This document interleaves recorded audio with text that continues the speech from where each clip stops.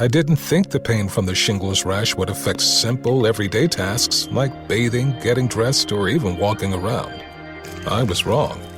Though not everyone at risk will develop it, 99% of people over the age of 50 already have the virus that causes shingles, and it could reactivate at any time.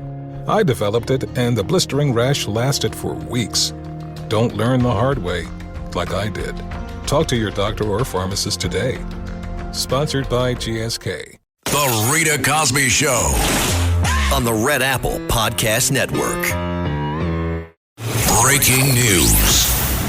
And tonight on the Rita Cosby Show, lots of activity happening, especially vis-a-vis Iran.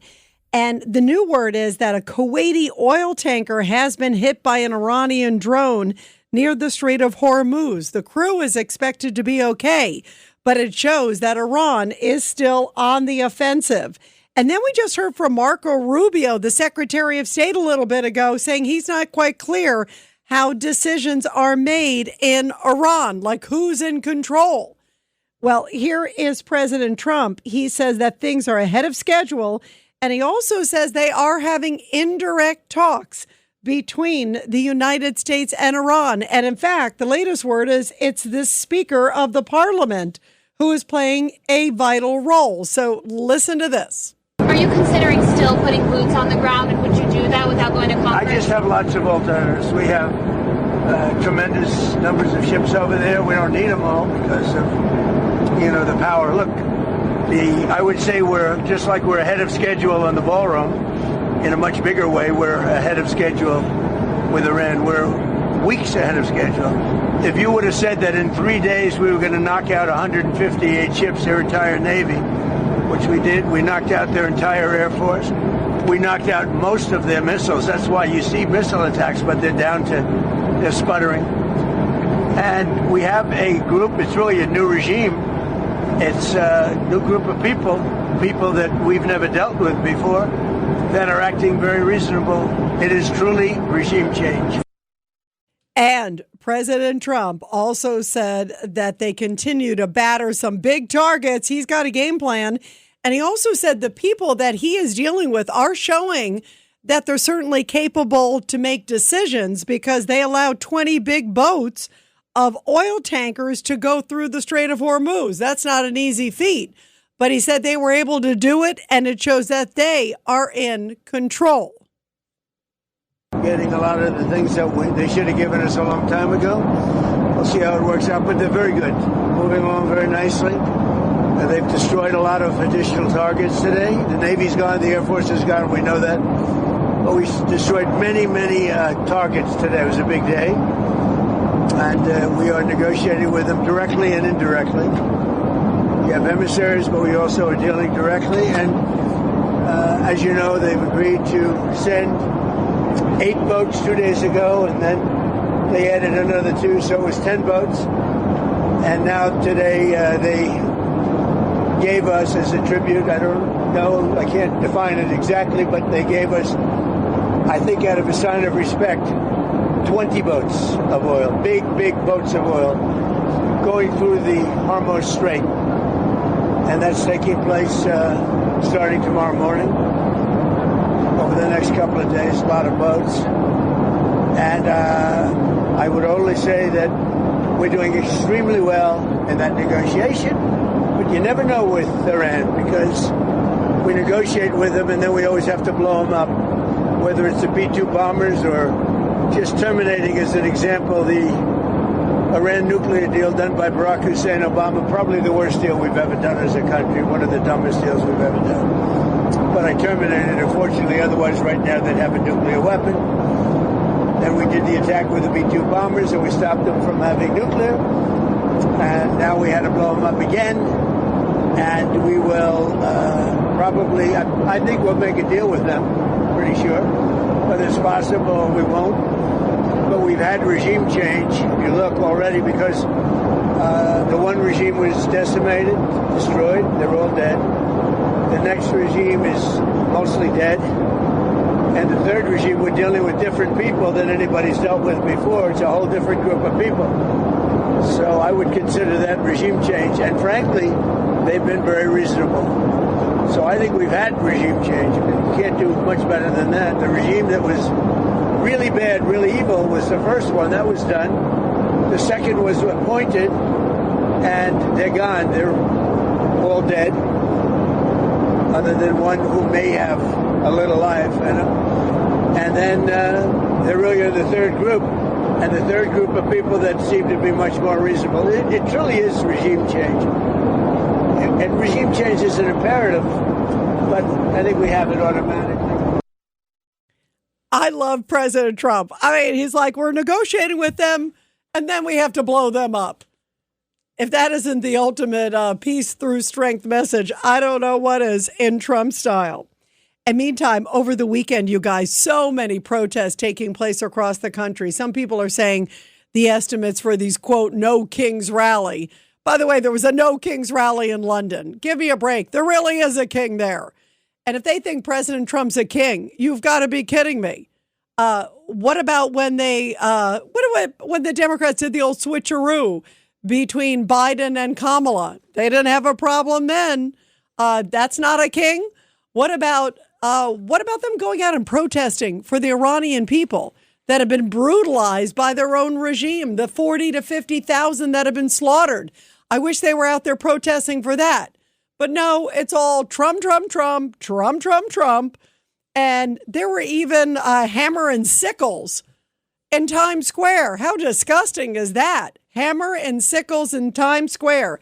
Take a listen. Here is one of the No Kings protests taking place in New York City. Listen to this. There is only one solution. Communist revolution. Communist revolution. There is only one solution. There is only one solution. Communist revolution.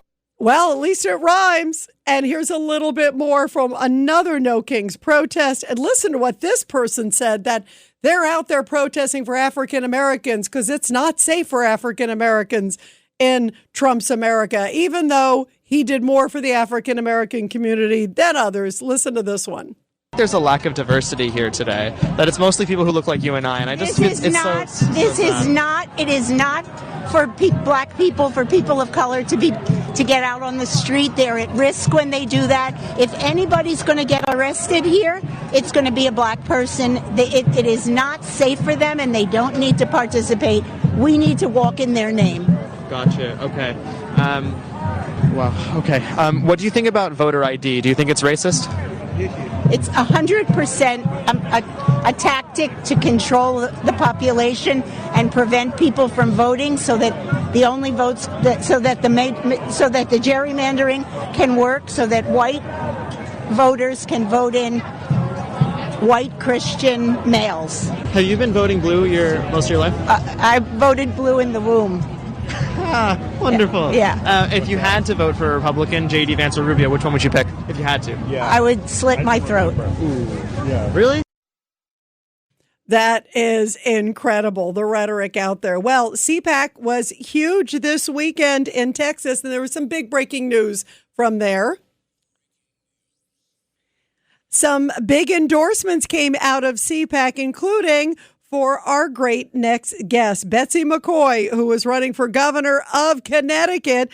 And CPAC's chairman, Matt Schlapp, gave her a resounding endorsement. And Betsy, we love having you here on the show. Congrats on the big endorsement. What do you think this means to your great campaign?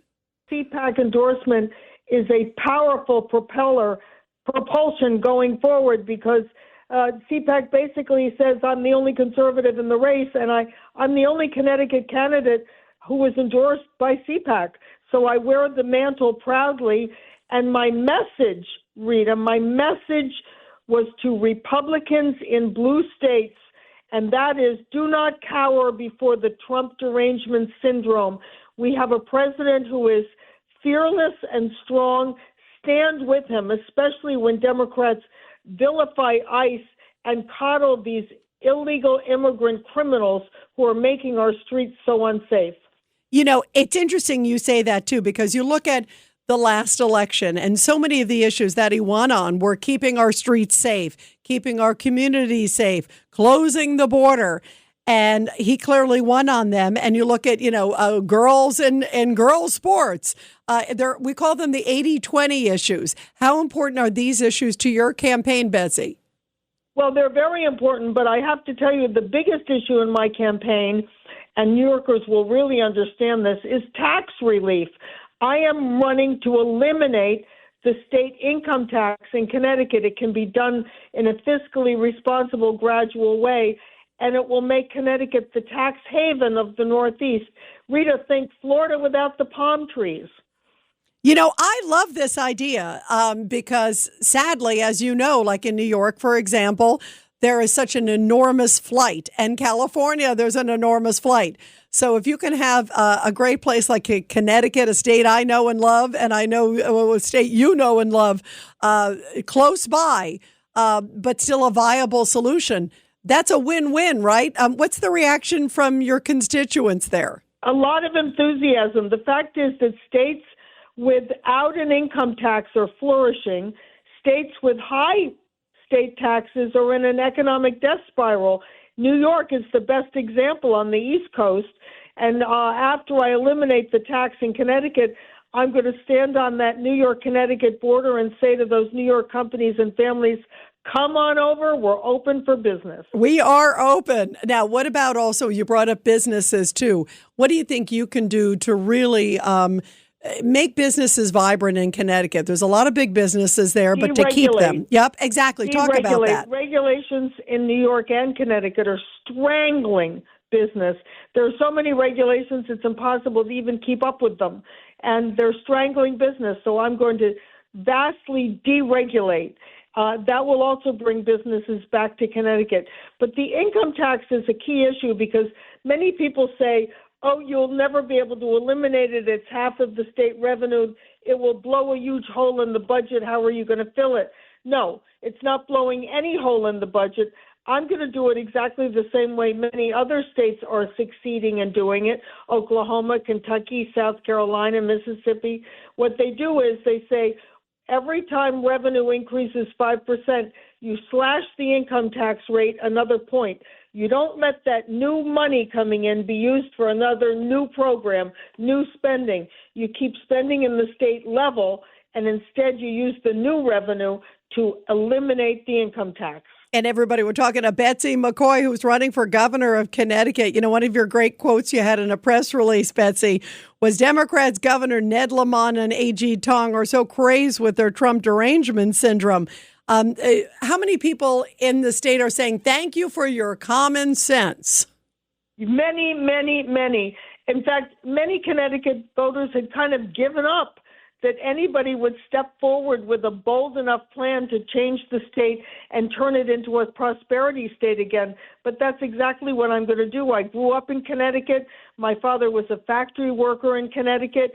And when I was a kid, we didn't have a lot, but we were living in a state full of opportunity. The sky was the limit. You could, even as a little kid, I could picture myself going places. It's not like that in Connecticut anymore, but that's the Connecticut I want to bring back, a Connecticut full of opportunity for my grandkids. I love this. And Betsy, for folks listening, how can they help your campaign and help you with your great message there as you run for governor? Rita. Come to Betsy2026.com. That's BETSY2026.com. Make a donation. The largest donation permitted is $340. What a bargain compared with all the state income taxes you're paying. By the way, I love your message about tax relief, deregulation, and your life story, too, is a remarkable one with your dad as a factory worker, and now his daughter is running there for governor of Connecticut. Betsy McCaughey, you got to come back on. I wish you so much luck, and you epitomize common sense and grace, my friend. So I am so excited for you. And congrats on this big endorsement from CPAC, too. It is a big endorsement. Thank you so much, Rita. Axe the tax. Absolutely. I love that. Axe the tax. Betsy2026.com, right? Yes. All right. Perfect. Betsy McCaughey, so awesome to have you here, my friend. I wish you so much luck. Thank you, Rita. You are a dear friend. Thank you. Thank you. Love you very much. And everybody, when I come back, I'll take your calls. 1-800-848-9222. 1-800-848-9222. The Rita Cosby Show on the Red Apple Podcast Network.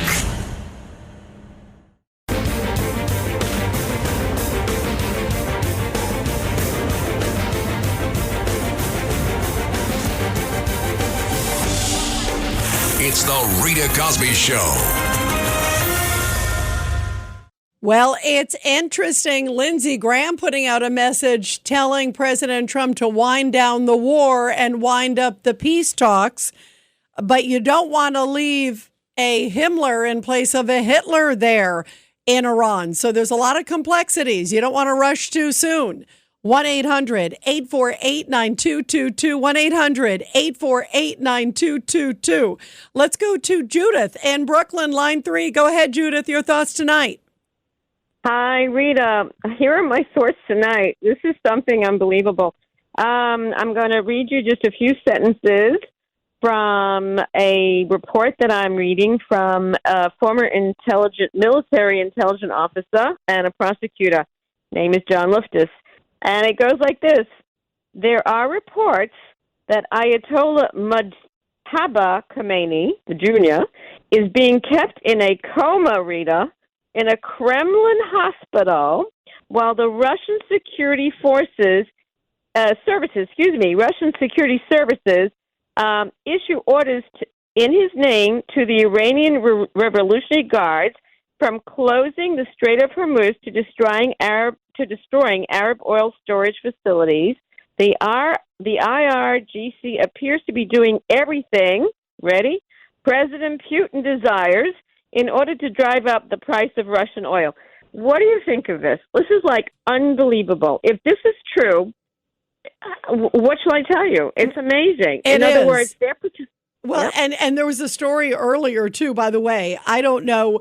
I don't think anybody knows if it's true or not. But I did see that. And then there's also reports that like somebody may be dictating rules from a swimming pool, too. I mean, there's just so many of these crazy stories out there. I do think there's something definitely wrong with the son because he doesn't, seem to be playing a role in the negotiating. What even President Trump said was that it's like the Speaker of the Parliament. That's what he was hearing. And then the other thing is, you haven't seen the guy. Remember, even at his coronation, they held up a picture, Judith, and then we haven't even heard his voice. So I think he was seriously injured by that strike. The question is how much? And I wouldn't be surprised that Putin is in cahoots with him.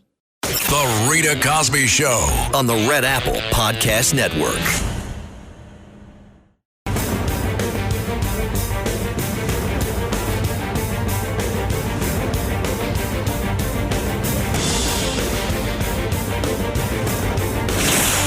Rita Cosby is on. The Rita Cosby Show presents Back the Blue.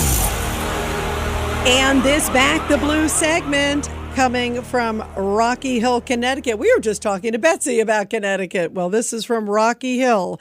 And this past week, emergency crews were called into Ferry Park there just after responding to an urgent report of a vehicle afloat in the Connecticut River. Once on the scene, officers observed a vehicle that was floating in the boat launch area, approximately 40 feet from the edge of the water. So they assessed the situation, and upon attempting an initial rescue operation, they determined that a woman was trapped inside but was unable to access the vehicle. So fire personnel were called in and additional units arrived on scene. Thankfully, working together, a Zodiac rescue boat was launched. Now, using the Zodiac, officers and the crew were then able to reach the sinking vehicle, whereupon officers broke out the rear window and successfully rescued the woman, pulling her out of the vehicle. The driver, who was alert and cooperative with emergency personnel, was brought to the shore, transferred to EMS, where she was treated and transported to a local hospital with non-life-threatening injuries. Thankful to be alive due to the quick and great work of our men and women in blue. Well, here's an interesting development coming from Palm Beach. Here's a little breaking news about that. Breaking news. And this just in, it's official. Palm Beach International Airport, get this, is now Donald J. Trump International Airport. Following Governor Ron DeSantis' signature on the bill, it's HB 919, and the name change goes into effect on July 1st. So congrats to President Trump, President 47, Palm Beach International Airport, now President Donald J. Trump International Airport. And Eric Trump even tweeting out about it, saying, proud to have played a small role in making this happen. Huge thanks to everybody and the overwhelming majority in the Florida House. It's basically Trump's town anyway, and it's his Trump's airport when he comes in with that big Trump 47 plane anyway, and Air Force One. So now they just make it official. Well, we are also talking about President Trump and the war on Iran. It's interesting because we're hearing different messages from different people, even within MAGA. Some are saying, hurry up. Some are saying, make sure you finish the job. And here is Caroline Levitt, who was talking earlier today about some of the discussions that are going on, she says, between the U.S.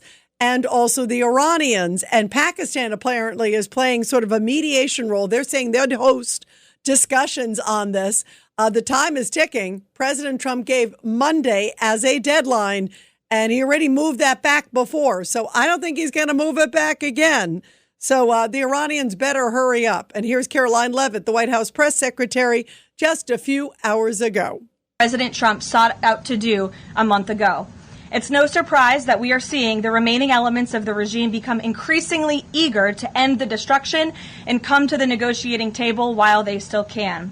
Despite all of the public posturing you hear from the regime and false reporting, talks are continuing and going well. What is said publicly is, of course, much different than what's being communicated to us privately. As a result, President Trump issued a 10-day pause to postpone planned strikes on Iranian power plants and energy infrastructure. This remains a truly once-in-a-generation opportunity for the regime to make a good deal with the United States, permanently abandon their nuclear ambitions, and stop acting as the world's leading state sponsor of terrorism. If the Iranians reject this golden opportunity, the greatest military in the history of the world continues to stand by to provide President Trump with every option available to ensure this regime continues to pay a grave price.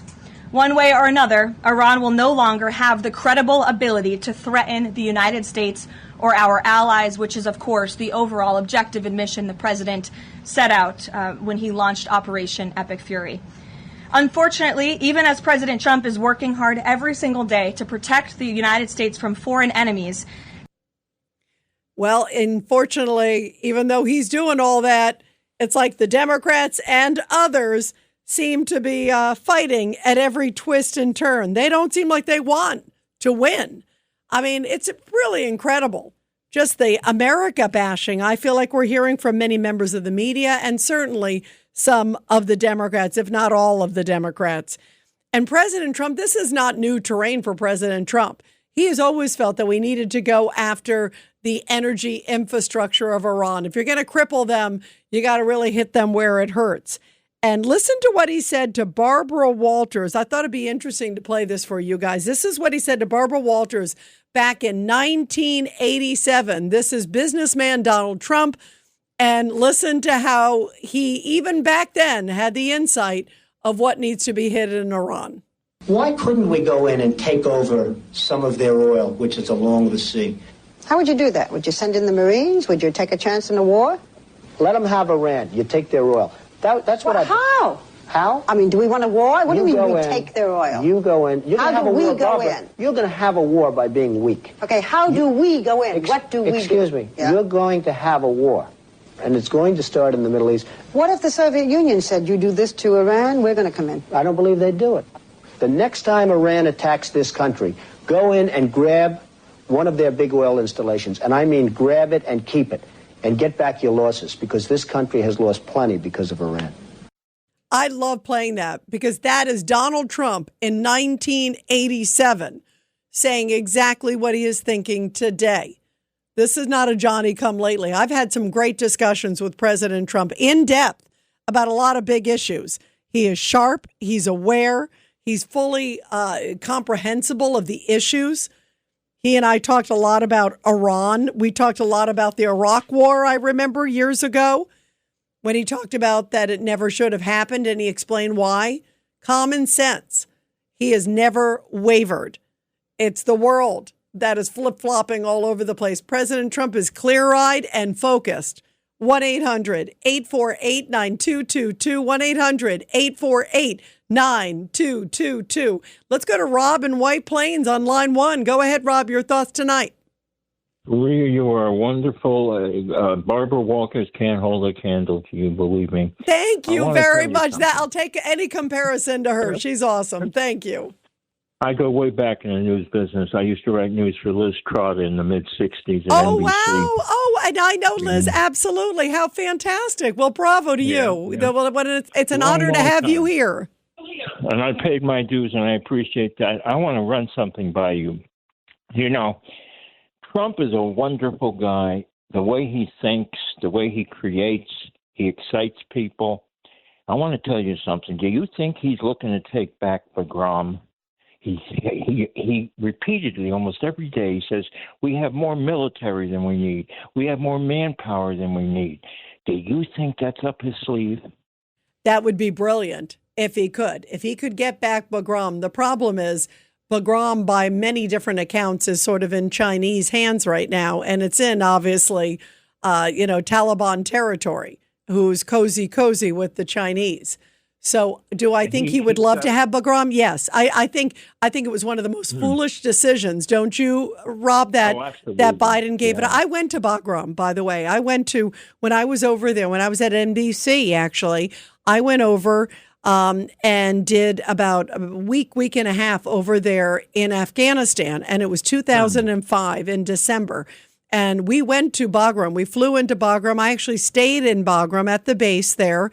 And there's housing. It's not nothing like, believe me, a Holiday Inn looks like the Ritz compared to the barracks there. But it was great to be there with the military. And it is so centrally located, and it's so close to China. It's close to so many locations. It was such a strategic blunder and disgrace that Biden gave it up. So I think he'd like to get it back. I think your question's a good one. I think he'd like to get it back. Yes. And I'll tell you another thing. He keeps talking about the manpower. We have the entire 82nd Airborne, both divisions over there now.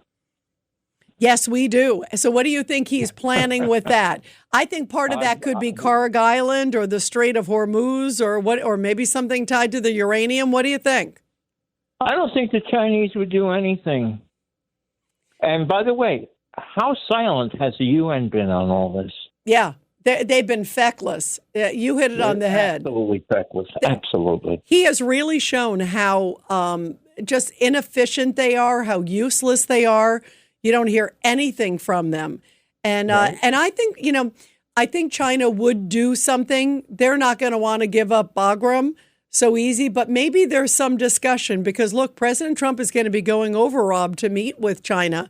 And I think it's in May now. Remember, it was pushed back. I think it's sometime mid-May. So maybe that's part of the discussion. What do you think?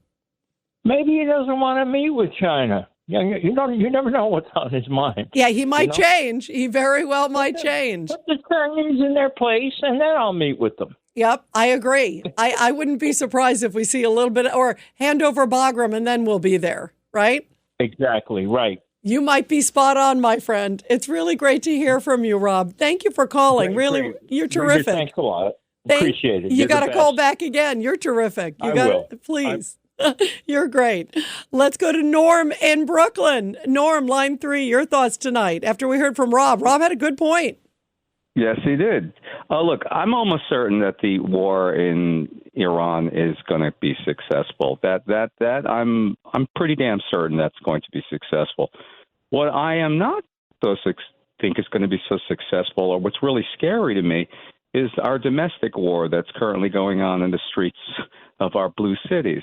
Today, I don't want to go into it totally, but today I had a little incident with a anti-Trump activist, and I had to open up my big mouth and a little physical. All right, wait. So Norm, Phil. Now that's called a really good tease. So what happened, Norm? Sort of give us a little more lowdown. All right, I went past the guy. He wanted me to see, asked if I was a Democrat. I have to open up my big mouth, and I said, hell no. And then he had some additional things, and then he kind of cornered me against the wall to tell me that help him defeat Donald Trump. And we had words, and I said something really nasty about him, and he knocked my cap off my head. Cops were involved, and basically nothing happened. We agreed to not press charges because whatever. He was claiming one thing, I was claiming another. Well, by the way, I'm glad you're okay. Wait, no, hang on. Was it at a protest, or how did this whole thing start? I missed the very beginning. It's all protest. The entire Upper West Side is a protest right now. They're all over the streets, screaming "No Kings," doing all this Trump, whatever, all this communist crap. And they're trying to get people to sign things, and they're I've never seen them so cuckoo, the left, as I've seen like the last couple of weeks. Yeah, it is odd. I mean, I'll tell you, some of these things are just, I want to play, hold on one sec, Norm, because I want to play a clip here. Let me play. This is cut number 8. And this, you can't make it up. This is a woman, she's a grandma. She's talking about how freedom of speech is under attack, and yet she's out there protesting, which is freedom of speech. Here it is, Norm. What does being out here do? Well, I think a lot of times in the current administration, they maybe tried to silence us and not allowed to have a free voice of how we feel about certain things. And I think with all of us out here and making everybody understand that we do have the freedoms and we are allowed to say whatever we like to say, it's part of our constitutional right, and I still believe in the Constitution. Well, obviously, America does too, because you're out there protesting. And then, Norm, here's another doozy. I couldn't believe this one. This one is at a No Kings protest in Chicago. This one's downright frightening. You gotta grab a gun. We gotta turn around the guns on this fascist system. These ICE agents gotta get shot and wiped out. The state machinery, that's a full display right there, has to get wiped out. That is frightening. I mean, Norm, when you hear that rhetoric, that's scary. Yeah, well, that was sort of the kind of person that I kind of dealt with today, and that's they're all over the Upper West Side. They're all over Manhattan now, and they're all they're all angry. It just seems like they're all really, really angry. And if you stand up for anything conservative or anything, they'll be on you like white on rice, Norm, did you hear? I don't know if you heard earlier today on Cats and Cosby, we had on Bill O'Reilly. And Bill was talking about how he's like, if you go to these people and you ask them, hey, what's your solution? They have no answer. Like, all they want to do is kind of complain, right? They're like professional complainers, if you will. Right. Yeah, the best thing is kind of just like avoid them, because you're going to lose in Alvin Bragg's New York City. Like if I would have punched this guy, forget it. It would be the end of it, So you got to whatever. But your best bet is to ignore him. At least that's what my friend Anthony, who's listening to the show, told me. Well, then I think Anthony has good advice there, Norm. And I'm glad you're okay, my friend. Stand strong, but also be safe, most importantly. And everybody, we're going to continue your calls after the break. We know that Norm's okay. We love him. We don't want anything to happen to our favorite Norm. 1-800-848-9222. And we'll continue with your calls on The Rita Cosby Show right after the break. The Rita Cosby Show on the Red Apple Podcast Network.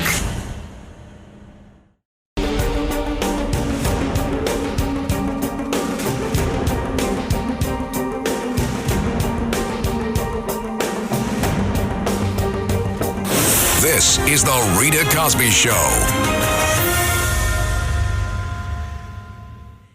And coming up in the next hour, we'll continue talking about these crazy protests. You heard what Norm experienced firsthand.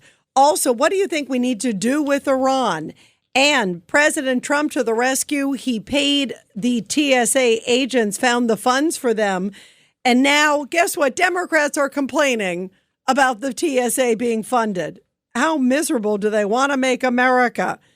And also, you can't believe this. You've got a couple Democratic mayors and members of Congress saying illegal immigrants should be the ones getting reparations right now. Have they lost their minds? 1-800-848-9222. 1-800-848-9222. Let's go to Sal in New Jersey, line 5. Go ahead, Sal. Hello, Rita. I would like to reiterate what that previous caller said. You're a hell of a lot better than Barbara Walters. Oh, thank you very much. I'll take that any day of the week. She's an amazing journalist, and she was really a trailblazer. There's no doubt. So thank you. You're an even bigger trailblazer. Oh, thank you. What I would like to say, Rita, is these No Kings protesters, they're a bunch of hypocrites because they're all communists. And if they had their way, they would turn us into a communist tyranny. So what are they talking about, no kings? Yeah, well, exactly. What the heck are they talking about when they're saying no kings? And President Trump is a Democratic leader. Look, they're out there on the streets protesting. Sal, do you think they'd be able to last more than 5 seconds, like if they were in Gaza or in Iran? And yet these people, I go back to when the Iranian people were being slaughtered by the regime, and they probably are still now to this day. But when the mass slaughtering was happening of 30 to 40,000 of them, these people that are out there pretending like they're there for human rights, they were nowhere to be found. They weren't out there protesting for the Iranian people that were being killed. So like they pick and choose when to protest. Anything they can do that's anti-Trump, even though he's doing one of the most incredibly heroic, gutsy things in the world right now. He also took out Maduro. You don't see them out there. You see some of these, there were people out there, the average Venezuelan was out there cheering him on. And yet these people are out there calling him a dictator. And they want to pick the Democratic Party that didn't even allow people to vote for Kamala Harris last time. I'm talking about to be their nominee. Obviously, she was ultimately their choice, but they did the old switcheroo, Sal. That's what you do in dictator countries, right? I mean, you say, oh, sorry, I know you don't like this one. It's not doing well in the polls. We're going to try another one. Can you imagine if that happened in the GOP party? That never would have been acceptable. Well, Rita, that's what liberal Democrats do. They accuse other people of what they're guilty of. Yeah, no question. No question. Sal, I want to play this clip because you'll get a kick. Here's Robert De Niro. This is cut number 4. And this is the actor, Robert De Niro, who's a great actor, but it's painful to see him out there on the protest campaign. Here it is. How can this be happening? Look at the power of the No Kings National Uprising. Look at the power of the No Kings National Uprising. Afraid of Trump? Please. No, they should be more afraid of us. Yeah. Right. Yeah. We are afraid of you, right, Sal? Yes. And another thing I want to bring up, Rita, there was one speaker at that No Kings rally that said that we were living on stolen land. It's not stolen land. Everybody is a Native American who came to America. We're all Americans, no matter what. We're not living on stolen land. Sal, what was it? Remember, it wasn't that long ago that somebody came out and said, I'm trying to remember. You guys can refresh my memory. Who was it?